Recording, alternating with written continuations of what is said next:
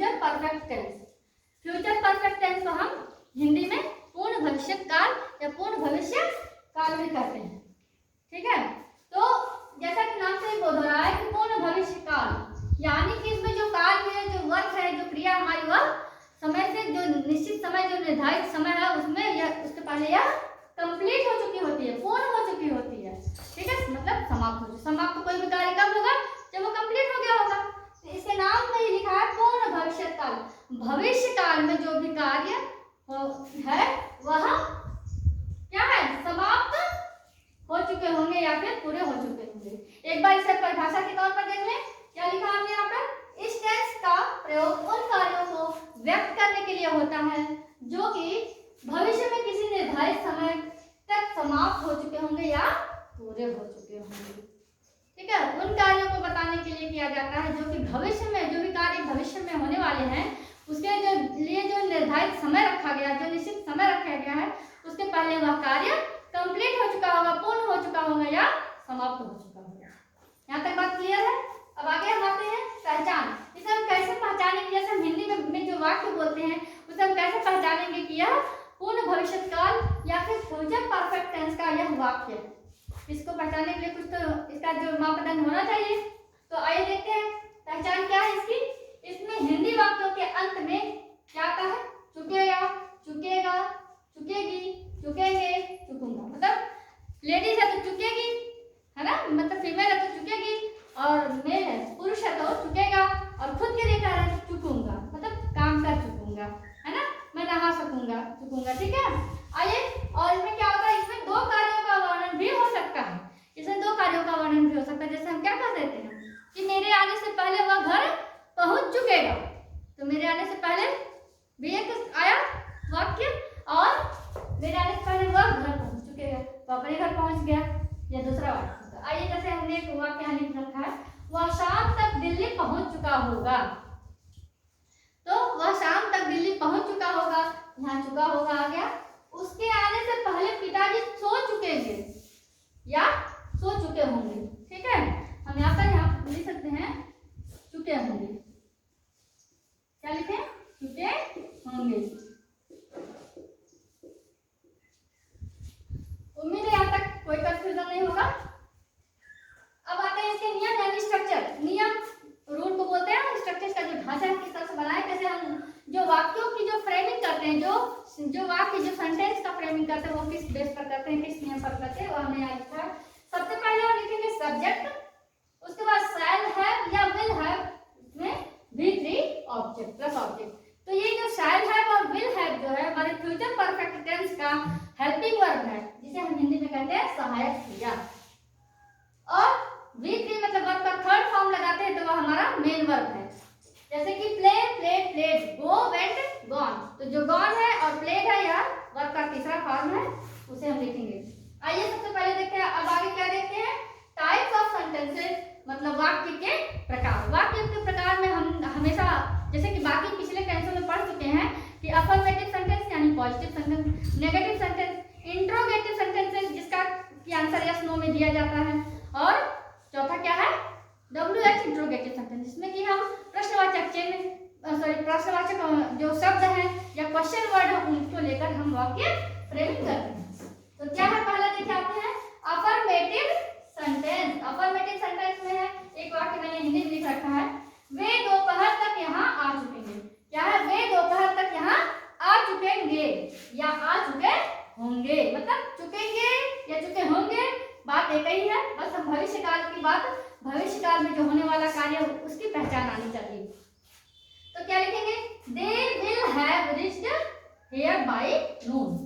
ठीक है, एक चीज और बताना चाहूंगी, पहले था जो कि इंग्लिश ग्रामर में कि विल, आई, वी, यू, दे के साथ हम शैल हैव लगाते थे, और बाकी जो भी सब्जेक्ट जो हमारे उद्देश्य जिसे हम कहते हैं ही, सी, इट, विल, इट के साथ हम विल हैव लगाते हैं।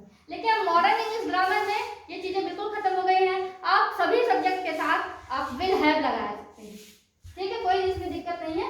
अब आइए देखते हैं सेंटेंस नेगेटिव। क्या है इसमें, एक और वाक्य, मेरे आने से पहले तुम यहाँ से जा चुकोगे या जा चुके होगे, या फिर पॉजिटिव सेंटेंस का है तो हम लिखेंगे यू विल हैव। देखिए यू लिखा हमने, फिर भी हमने क्या लिखा, will have. You will have gone from here before I come. मेरे आने से पहले तुम वहां से जा चुके होगे। ठीक है, अब अगला है कि नेगेटिव सेंटेंस जिसमें हम नकारात्मक बताते हैं।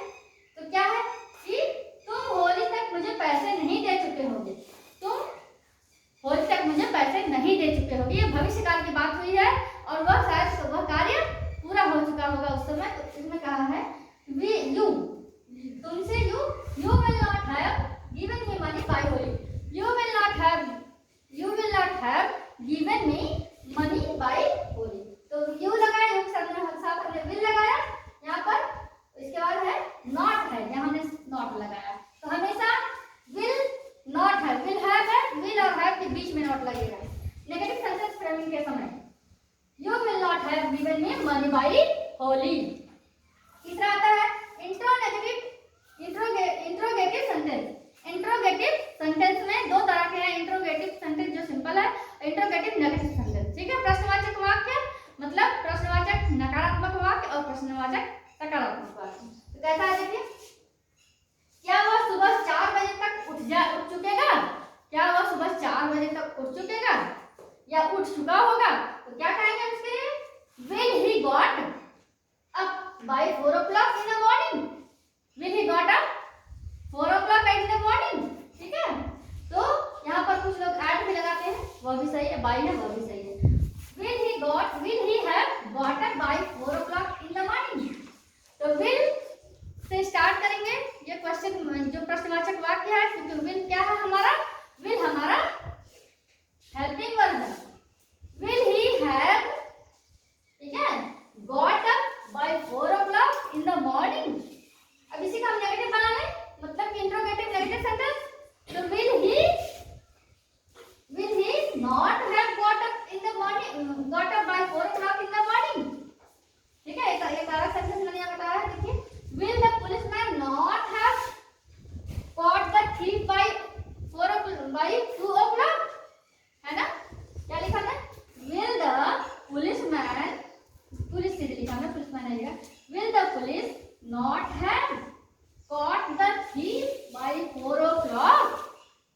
ठीक है, तो क्या पुलिस जो चोर है उसे 2 बजे तक नहीं पकड़ पा चुकी होगी? ठीक है, क्या पुलिस चोर को 2 बजे तक नहीं पकड़ चुकी होगी या पकड़ चुकेगी?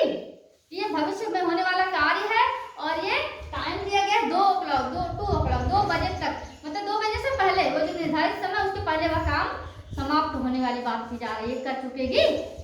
तो यहाँ तक बात समझ में आ गई।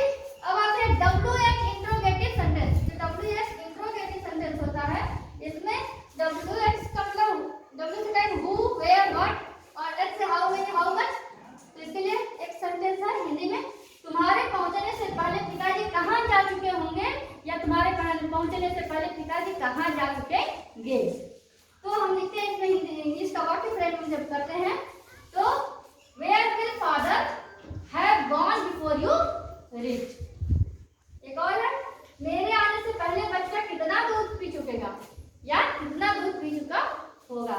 How much milk will the child have drunk before I come? तो इस तरह से हमने will have और shall have का प्रयोग सीखा। आप चाहे तो I, we, you दे के साथ shall have लगा सकते हैं, लेकिन मॉडर्न इंग्लिश में दिया है, किसी में कंफ्यूजन नहीं है, आप सभी के साथ, सभी सब्जेक्ट के साथ will have लगा सकते हैं। आज के लिए बस इतना ही, पढ़ते रहिए और बोलने का प्रयास